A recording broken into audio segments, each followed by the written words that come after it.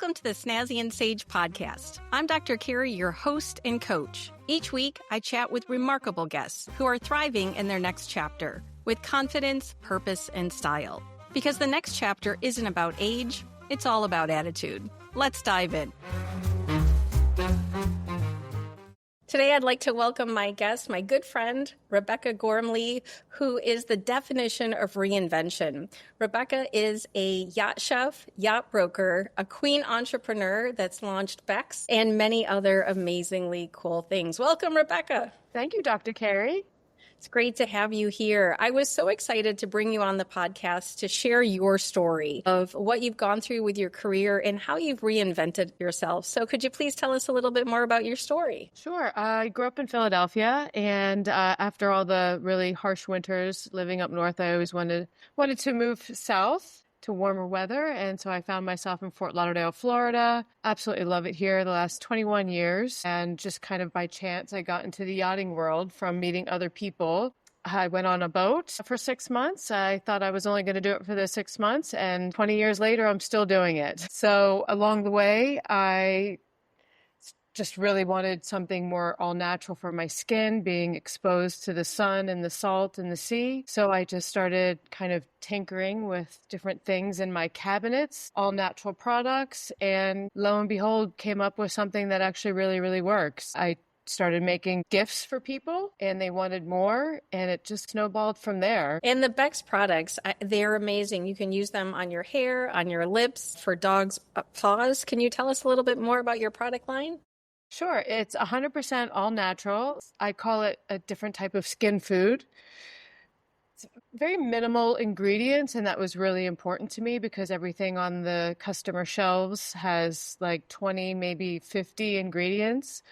It's made to last for years and years, where I'm allergic to a lot of things that are within that. The fragrances, the different chemicals that they put in, the different types of things that they use to sustain that to be on the shelf for like 10 years.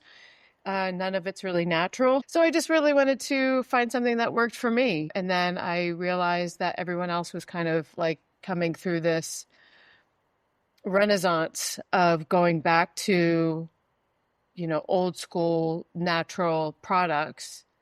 And I thought if it works for me, I guess it should work for everybody else. Hopefully I am the animal testing.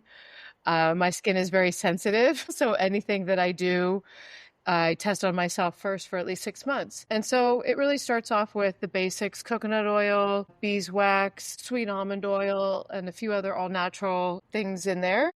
You mentioned a food for the skin, which I love. And there's so many products that have so many chemicals, and you've really created something that's all natural. But my brain got stuck on food. And I love your journey of being a yacht chef. Can you talk to us about how you got started doing that? Sure. I actually was looking for a better paying job. And believe it or not, I went to the beach one day and ran into some friends, and they really needed someone to work on their boat. So I somewhat reluctantly at first jumped on, thinking I was going to jump on, jump off. And I absolutely loved it. I started out as a stewardess, and that's taking care of all the interior, taking care of the guests, doing food service. And then within that first year, I realized I could really probably tackle the chefing job part of it as well. And so I took a couple more years to learn more. And then I just jumped into the freelance fire of chefing and never looked back. I absolutely love it. I've been a freelance yacht chef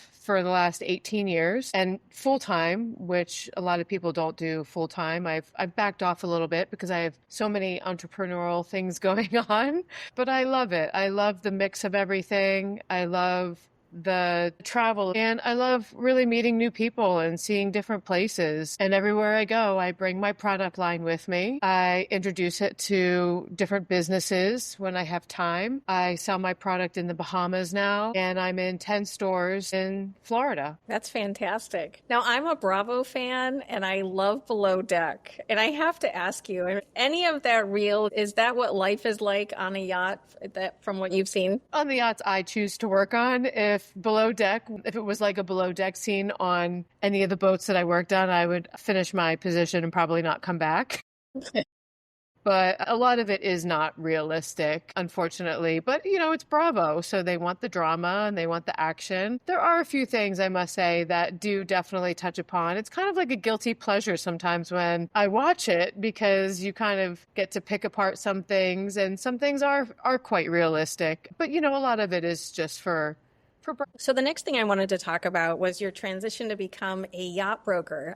So I lived in Fort Lauderdale for 16 years. It's really one of my most favorite places I've ever lived. And it's the Venice of America. They have the International Boat Show. I love to go see all the yachts. Can you talk to us a little bit about how you recently started a career as a yacht broker? It was very much of a natural transition. I love engines, believe it or not. I love everything. I've done just about everything on board. I've done, of course, chefing, the majority of it, stewardessing, being a deckhand, working outside, doing washdowns. I've also done a lot of engineering, not engineering per se, but like helping out the engineers, changing oil. When you're underway, sometimes things need to be fixed and you're the one that gets thrown in there to fix it. Or help fix it, I should say. Not that I'm not that savvy at everything, but when someone needs you to help with a few things, you're a full-on team member. So going into a yacht brokerage was natural because I was really trying to figure out, what do I do with my last 20 years of yachting information and education and experience. So when I became a yacht broker, it was just natural to move into that. I get very excited about the deal. And even though many times it falls through, what kind of saleswoman would I be if I couldn't accept rejection? And it's never a no, it's always maybe next time. One of my favorite quotes is rejection is redirection. Yes, exactly.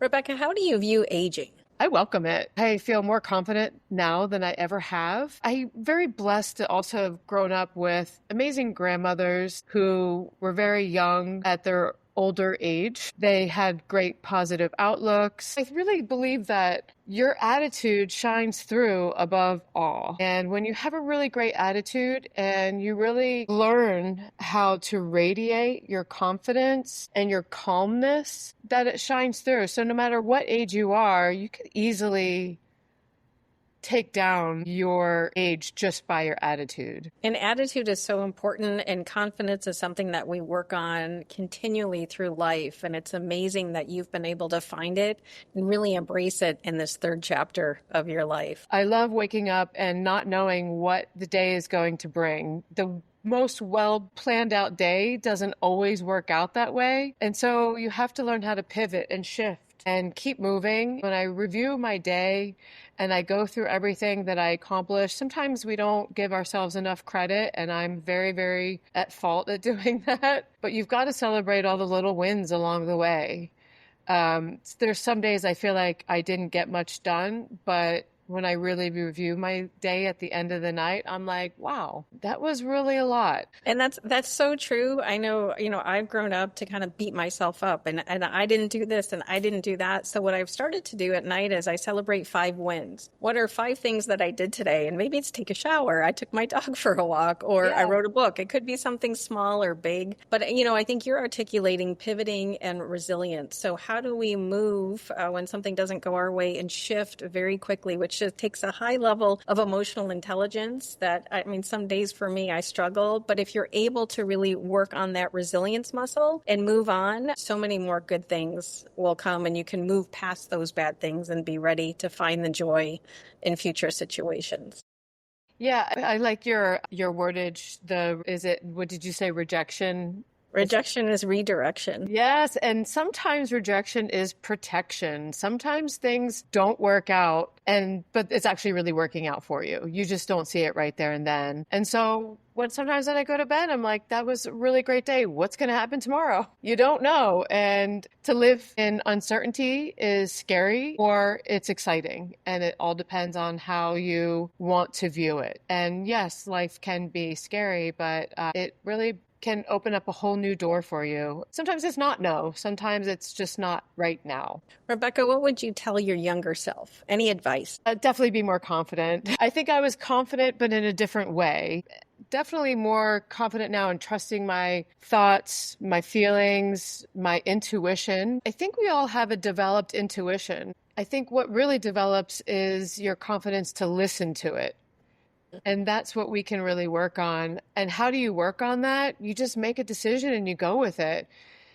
I love that definition of confidence. Make a decision, trust yourself, and just go with it. I think sometimes lack of confidence is because we're second guessing ourselves, trying to make the perfect decision, but just making that first step and having confidence in that first step is half the battle. And the more you do it, the easier it becomes. Absolutely. Rebecca, what is your go-to style piece? Anything in black. My thought process is when in doubt, wear black, because black goes with everything. It's always elegant. It's stylish. I have lots of different colors in my closet, but when in doubt, I will just pick a simple little black dress. I love black. I have a closet full of black, and it's such an elegant choice. And you're absolutely right. No matter what age you are, the little black dress is a timeless classic. And sometimes it makes you look a little thinner. Right where you need it the most. That color can do that for you. That's true. Rebecca, how can someone find Bex? Where can they buy the products, follow you on social media? Yeah, my website is bexoriginal.com. And you can find all the stores that I'm currently selling my products there. And on Instagram, I'm bex.original. So Rebecca, what's next for you? What's next? I look forward to doing more things like this. Just getting out there more. I have a really large order for my Bex products, which I'm very excited. And that's going to go to a company in Wisconsin. So I'm just really looking forward to whatever the universe has to bring to me next. I don't know what that is, and I can't wait. Thank you for tuning in to Snazzy Sage. If you loved today's episode, please subscribe, leave a review, and share it with a friend. Want to elevate your style and confidence? Visit snazzyandSage.com to explore individual and group coaching that helps you look and feel your best from the inside out. Until next time, stay snazzy.